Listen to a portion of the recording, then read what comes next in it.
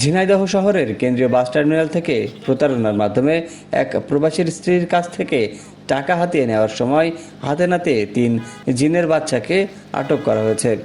আজ বুধবার দুপুরে Jhenaidah cyber crime investigation cell তাদের আটক করে।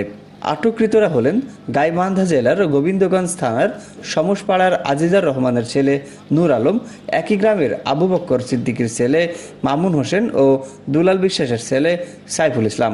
তাদের কাছ থেকে স্বর্ণ সাদৃশ্য একটি নকল মূর্তি উদ্ধার করা হয়েছে।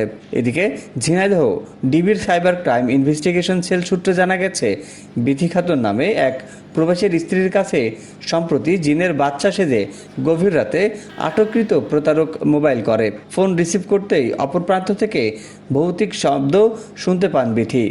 তখন কথিত জিনের বাচ্চা বলে ওঠে, আমি মানুষ না, আমি জিন।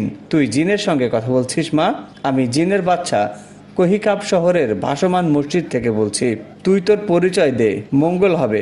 যদি পরিচয় না দিস তাহলে পরিবার সহ এখনই ধ্বংস হয়ে যাবি। বিথি খাতুনের 12 বছর পর সন্তান হওয়ায় কথিত জিনের বাচ্চা এখনই ধ্বংস হয়ে যাবি কথাটা শুনে তার ফাঁদে পা দেয় এবং জায়নামাজ ও কোরআন শরীফ কেনা বাবদ তাদের 20,000 টাকার নগদের মাধ্যমে প্রদান করে। এরপর প্রতারক চক্রটি ঝিনাইদহ শহরের কেন্দ্রীয় বাস টার্মিনাল এলাকায় এসে বিথি খাতুনকে স্বর্ণ সাদৃশ্য একটি নকল মূর্তি দিতে আসে। গোপন সূত্রের খবর পেয়ে ঝিনাইদহ সাইবার ক্রাইম ইনভেস্টিগেশন সেলের সদস্যরা তাকে হাতে নাতে আটক করে।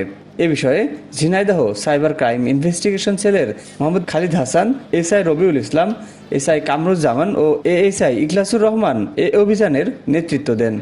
এ ব্যাপারে ঝিনাইদহ সদর থানায় বুধবার দুপুরে একটি মামলা করা হয়েছে।